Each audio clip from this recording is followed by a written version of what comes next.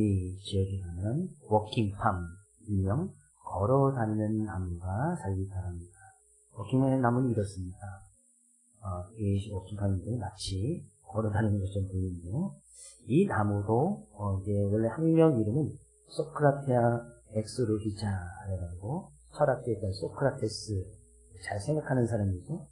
소크라테스의 이름을 따서 지었다고 합니다. 이 워킹팜이라는 이 나무는 어떻게 걸을 수 있고 이동하는가 에서 보면 이 나무는 뿌리를 땅속 깊게 내려놓지 않습니다.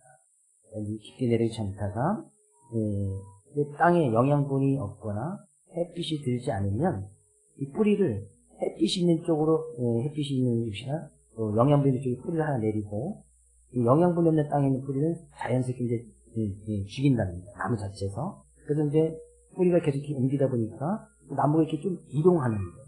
그래서 계속해서 햇빛이 잘 들고 땅에 거름이 잘 되는 곳으로 조금씩 뿌리를 계속 옮겨가다 보면 1년에 한 20cm 정도까지 많은 것은 아니고 동물이나 사람처럼 막 그렇게 걸어다니는 것은 아니지만 1년에 최대 20cm까지 이동하게 되어지고 이렇게 이동을 하다가 정말 햇빛이 잘 들고 참 거름진 곳이라가는 거기에서 이제 정착을 하면서 살아가면서 크게는 4m에서 그 이상까지 자라는 이 나무들이 이제 워킹팜이다 라는 나무들이 존재합니다.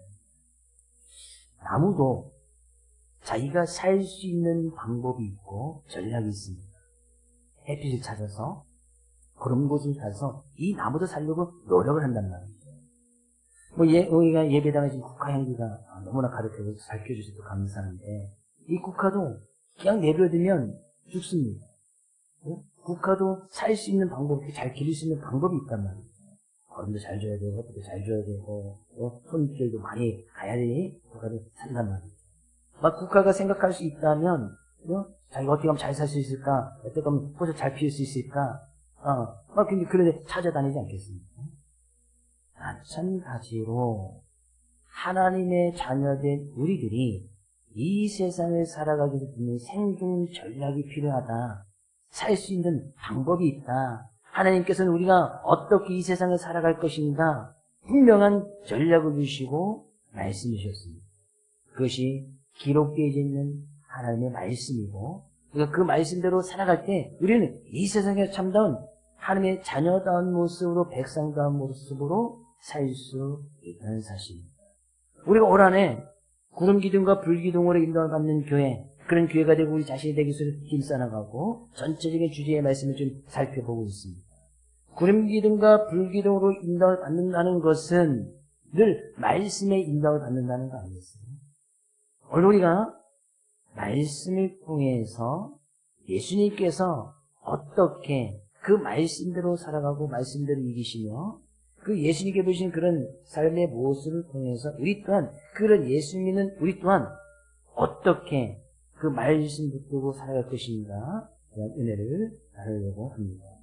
예수님께서 이 세상에 오신 이유는 너무나 간단하죠. 죄악된 우리를 구원하기 위해서 하나님과 멀어져 있는 우리를 영적으로 죽어있는 우리를 영원한 잠을 잘 수밖에 없는 우리를 구원하시기 위해서 예수님께서 이 세상에 오셨습니다. 그 예수님은 하나님의 아들이시고 완전한 하나님이시고 하나님과 동등됨을 취할 수 있는 그런 권위와 권세와 전능한 있었던 분이 바로 예수님이십니다. 그 예수님께서 이 세상에 오십니다. 그리고 그 예수님께서 이 세상에 오셨을 때 완전한 인간의 모습, 완전한 하나님이셨지만 완전한 인간의 모습, 그 완전한 인간의 모습이라는 것은 사람들이 느낄 수 있는 모든 고통이나 아픔이나 감정을 다 느끼셨단 말이에요. 그래서 예수님께서도 잠을 자셔야 됐고, 예수님께도 먹으셔야 됐고, 예수님께도 피곤하셨고, 예수님께도 우리들이 느끼는 모든 걸 다 느끼십니다. 그럼에도 불구하고 완전한 하나님이십니다. 우리 예수님에 대해 이 두 가지 분명히 인정이 됩니다. 어느 한쪽만 인정하지 않아도 상당히 큰 성경에서 오류를 범할 수 있는 상당히 큰 이단에 빠질 수 있는 가능성이 너무나 큽니다. 그것을 분명히 다 인정을 해야 돼요. 그런 예수님께서 오늘 본 말씀은 이제 본격적인 예수님께서 이 세상에 오신 본격적인 삶의 모습을 살아가는 것을 갖다 공생의 삶을 사신다 라고 이야기하는데 공생의 삶을 시작하시기 전에 예수님께서 하신 것이 그 공생의 삶을 어떻게 살아갈 수 있을까? 어떻게 하나님 뜻이며 살아갈 수 있을까 고민하다가 40일을 금식하면서 기도하십니다. 그때에 마귀가 와서 유혹을 하고 시험하는 장면이 오늘 본 말씀의 내용입니다. 잘 아시는 말씀 가운데 한 부분일 수 있겠지만 예수님의 삶의 모습은 늘 일관되게 그런 삶을 유지하시는데 1절 말씀은 이렇게 이야기하고 있습니다.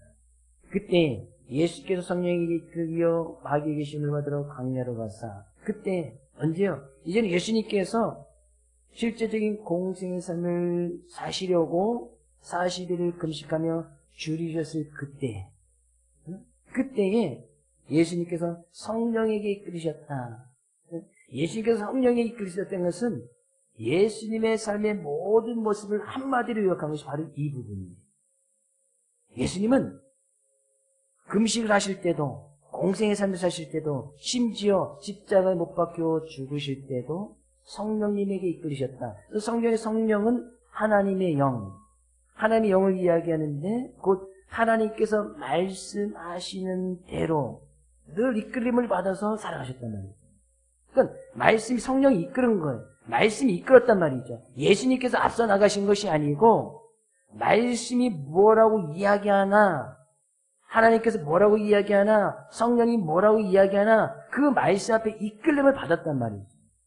그 예수님의 인생의 늘 앞부분에는 항상 성령님이 계셨고 말씀이 계셨단 말이에요. 말씀의 인도를 받았다.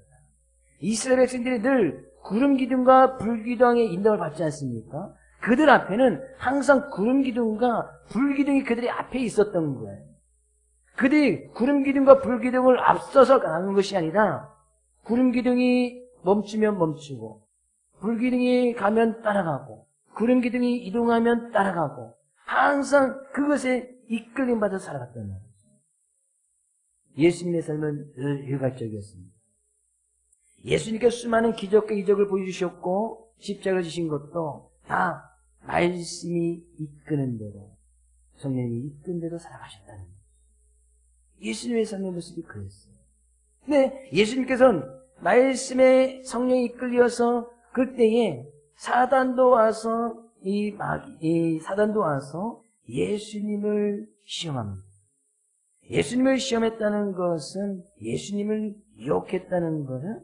근데 이 유혹했다는 것은 이 예수님께서 이 마귀가 시험했다는 것은 하나님 믿는 사람들이 그 하나님의 말씀대로 살지 못하도록 하는 것이 바로 유혹입니다.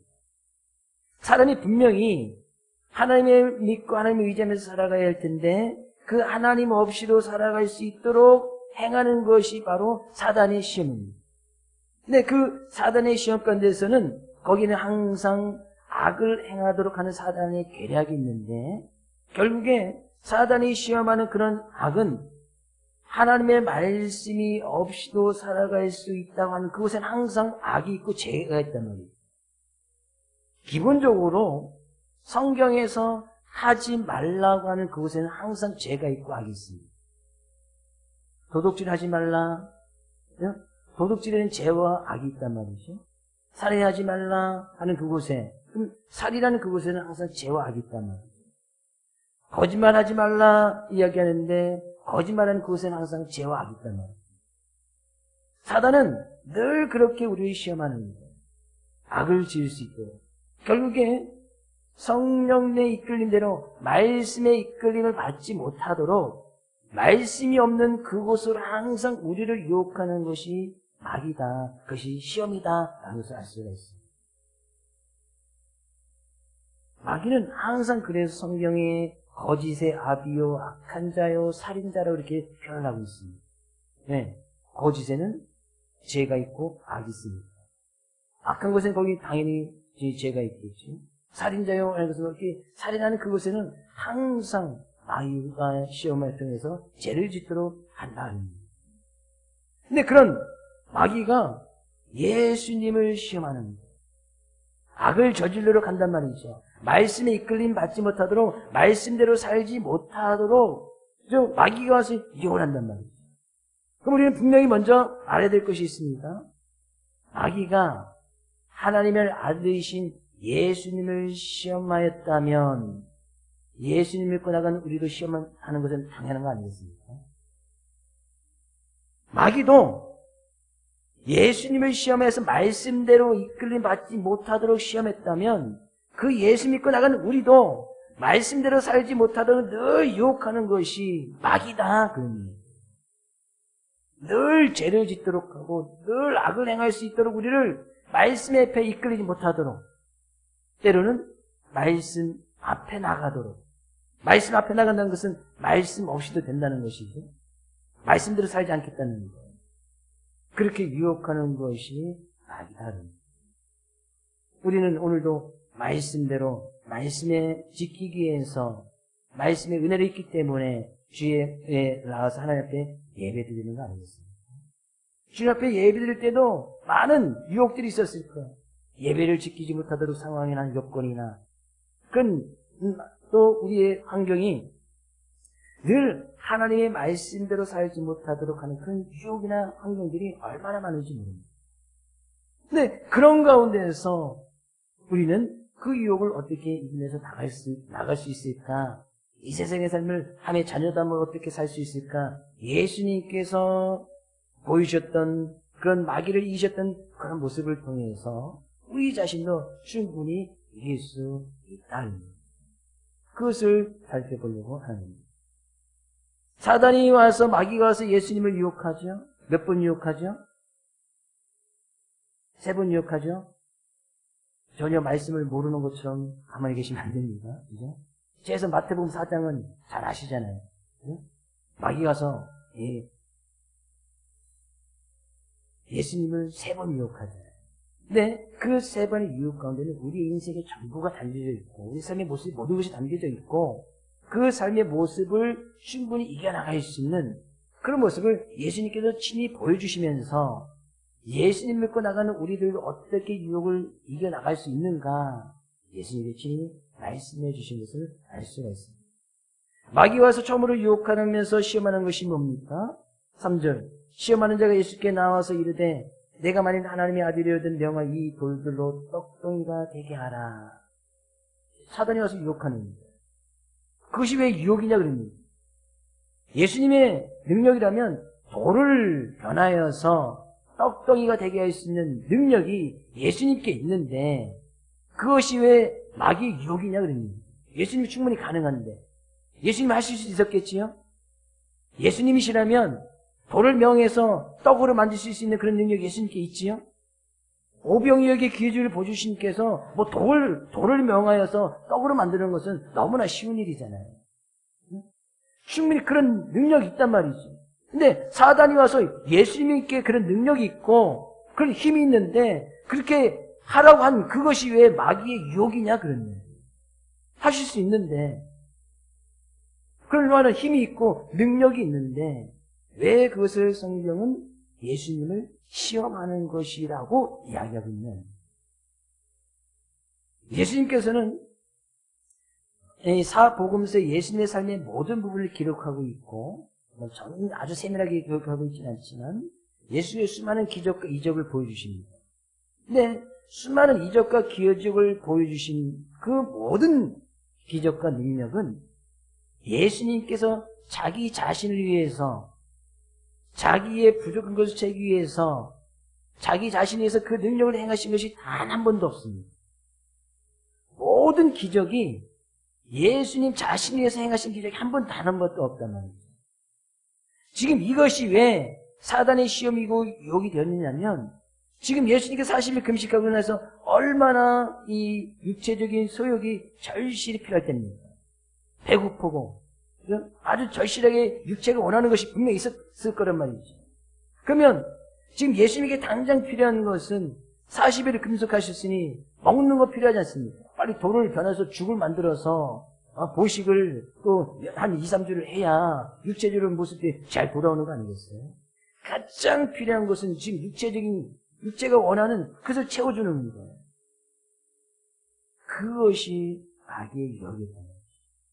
내 자신의 능력을 내 자신을 위해서 한번 써봐라. 그러면 네가 지금 육체적인 거 가장 필요한 거 지금 배고픈 거 목마른 것, 그거 내 능력이 있으니 그거 한번 너를 위해서 한번 써보라 그랬네.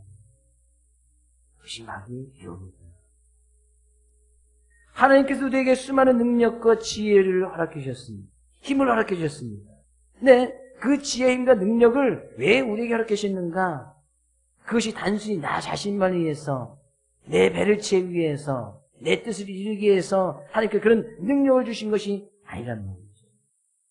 그래서 단순히 먹는 문제, 마시는 문제, 그것을 갖다 내 자신을 위해서 떡을 만들고 밥을 만들고 물질을 내 자신을 위해서 사용하고 나간다면 마귀의 시험에 넘어갑니다.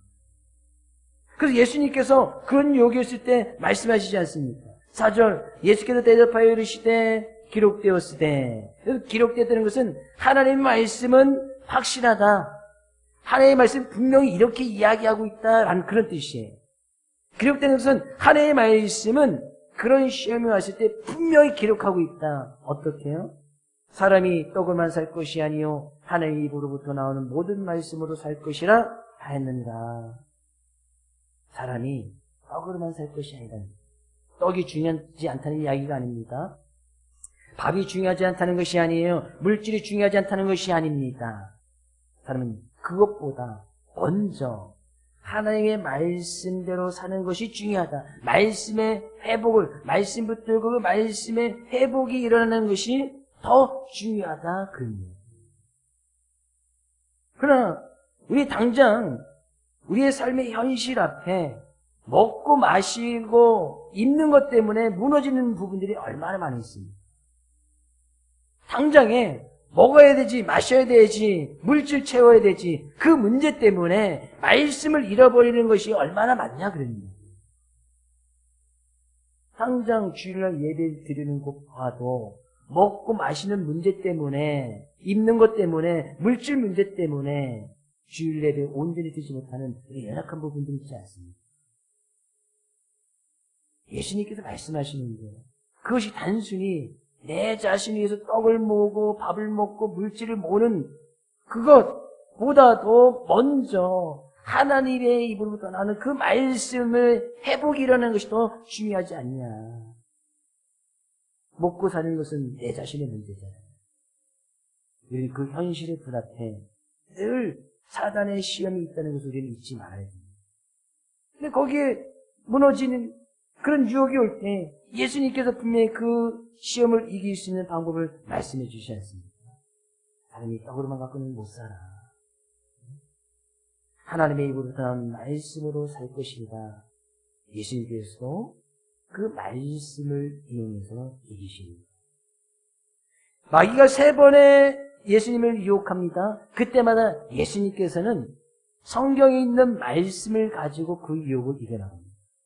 아주 중요한 진리를 예수님께서 말씀해 주시고 계시네요. 사단의 모든 시험과 유혹을 이길 수 있는 방법은 예수님께서 성경에 있는, 지금 이것은 신명기 8장인 3절에 있는 말씀이 인용하신 것이거든요. 그 말씀을 가지고 유혹을 이길 수 있단 말이죠. 세상의 많은 유혹과 문제는 어떻게 이길 수 있는가? 예수님께서 분명히 말씀하고 있어요. 기록되어져 있는 하나님의 말씀. 그 말씀을 가지고 우리는 그 유혹을 이길 수 있잖아요. 그래서 이 하나님께서 우리에게 지금 기록되어진 말씀을 우리에게 주시지 않습니까? 이 말씀이 사단의 유혹을, 마귀의 유혹을 이길 수 있는 방법이고 전략이다. 두 번째 시험 이야기네요. 마귀가 성전 높은 데 올라가다가 거기에서 예수님을 세워놓고 내가 만일 하나님의 아들이면 뛰어내려라. 그러면서 사단도 말씀을 인용해요. 6절 말씀 가서 보니까요.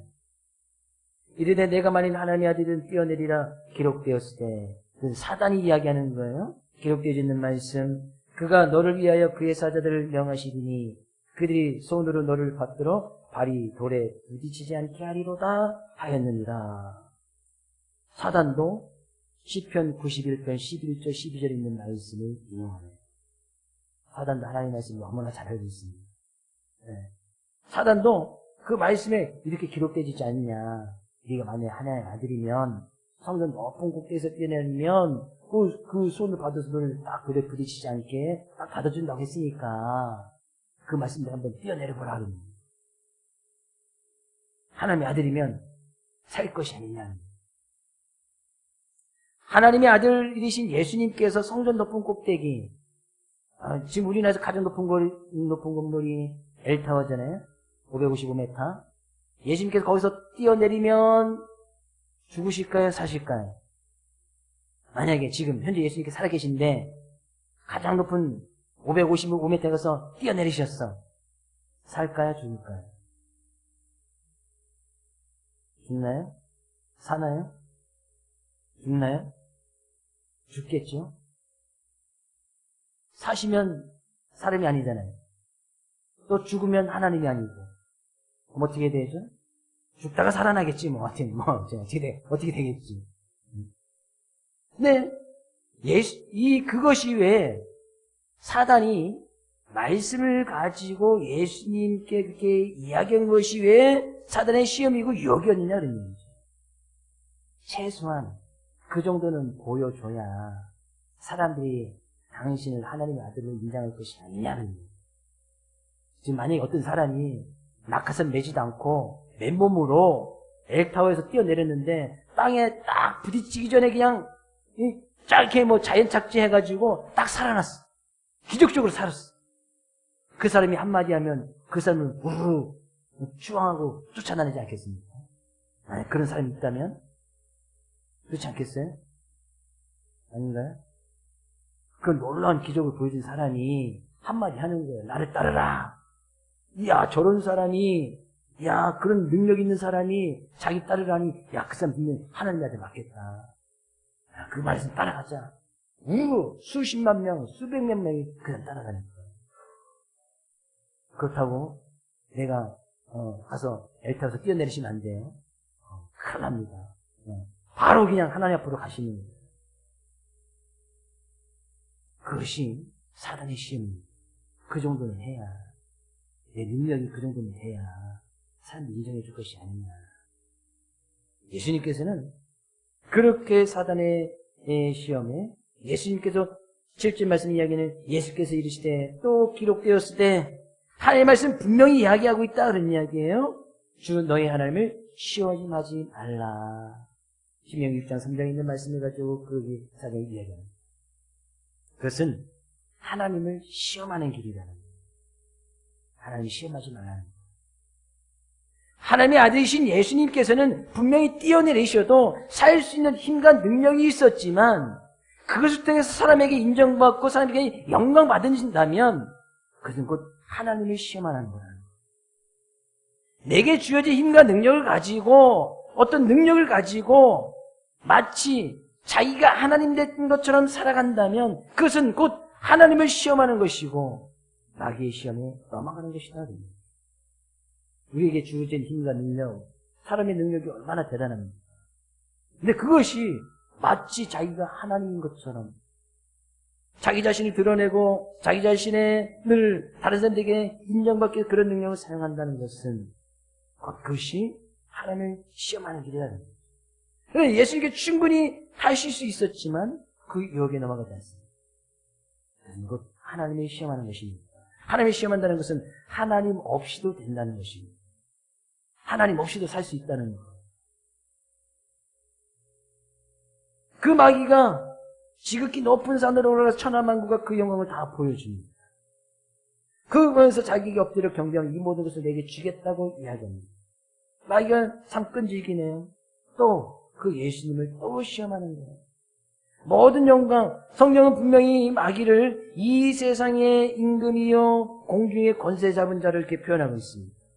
물론 이 세상의 임금이고 공중의 권세 잡은 자라고 해서 마귀가 이 세상의 모든 걸 통치하는 것처럼 이야기하는 것은 아닙니다. 이 세상의 임금, 공중의 권세 잡은 것은 여전히 마귀의 짓을 하고 마귀의 자녀들인 그 사람을 다스리는 권세와 그들의 임금이라는 것이죠. 근데 진정한 이 세상의 임금과 이 세상의 모든 것을 다스리시는 분은 주 여호와 하나님 아니십니까?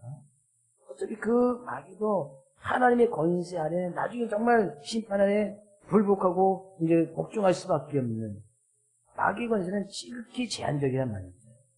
근데 마치 그 모든 다 보여주면서 자기가 줄 수 있는 것처럼 이야기한다.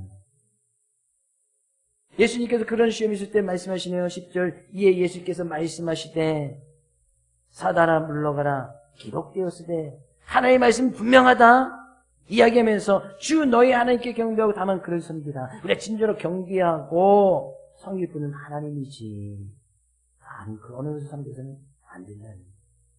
심지어 세상에 권세를 준다 할지라도 그것을 섬겨서 안 돼요. 세상에 물질을 준다고 해서 그것을 섬겨서는 안 되고.